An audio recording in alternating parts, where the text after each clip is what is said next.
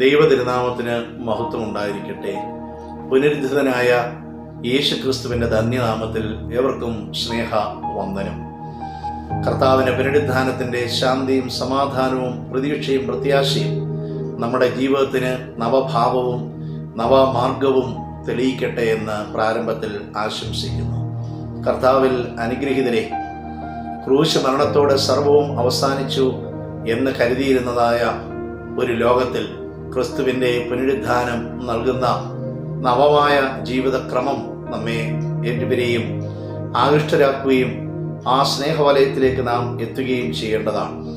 ക്രിസ്തുവിൻ്റെ പുനരുദ്ധാനത്തിലൂടെ ദൈവത്തിൻ്റെ സ്നേഹം അനുഭവിച്ചറിഞ്ഞ ആദിമ ക്രൈസ്തവ സഭ തങ്ങളുടെ ദിവ്യമായ ആരാധനയുടെ അനുഭവിച്ചറിഞ്ഞ അനുഭൂതിയിൽ സമൂഹത്തെയും കൂടെ ചേർത്ത് നിർത്തുവാൻ ഇടയാക്കി തീർന്നു.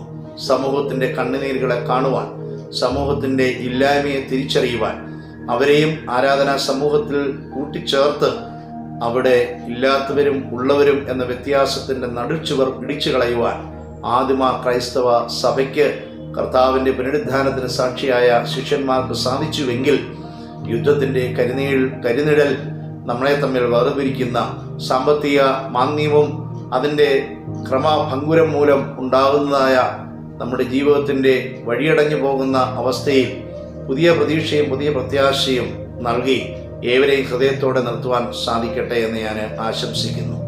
മറ്റൊരു പ്രധാന സന്ദേശം ഈ പുനരുദ്ധാന പെരുന്നാളിൽ നമുക്ക് ലഭിക്കുന്നത്, ഭയത്തോടും വിറയലോടും കഴിഞ്ഞതായ ഒരു കൂട്ടം വിശ്വാസികൾ, ഒരു കൂട്ടം ശിഷ്യർ ധൈര്യം കൊണ്ട് പ്രത്യാശയോടെ ക്രിസ്തുവിൻ്റെ പുനരുദ്ധാനത്തിൻ്റെ പ്രഘോഷകരായി മാറുന്ന അനിർവചനീയമായ രൂപാന്തരമാണ്.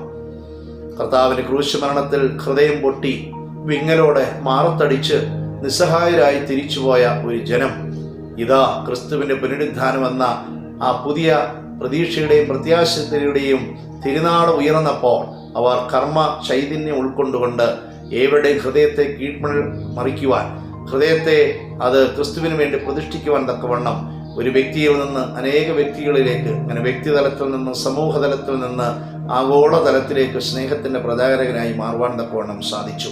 ക്രിസ്തുവിൻ്റെ പുനരുദ്ധാനം നമുക്ക് ഒരു ആരാധന അനുഭവമാകുന്നുവെങ്കിൽ, ഒരു യാഥാർത്ഥ്യമായി പരിണമിക്കുന്നുവെങ്കിൽ, നമ്മുടെ ഭീതികളെയും നമ്മുടെ ആകുല ചിന്തകളെയും ഒക്കെ ദൂരത്തെറിഞ്ഞ് നമുക്ക് കർമ്മ ചൈതന്യമുള്ളവരായി ക്രിസ്തുവിൻ്റെ പുനരുദ്ധാനത്തിൻ്റെ സാക്ഷികളായി ലോകത്തിൽ എവിടെയും പ്രവർത്തിക്കാം. ക്രിസ്തുവിൻ്റെ ശാന്തിയും സമാധാനവും പുനരുദ്ധാനത്തിൻ്റെ നവ പ്രതീക്ഷയും പ്രത്യാശയും നമ്മെ കൂടുതൽ ചൈതന്യമുള്ളവരായി നയിക്കട്ടെ.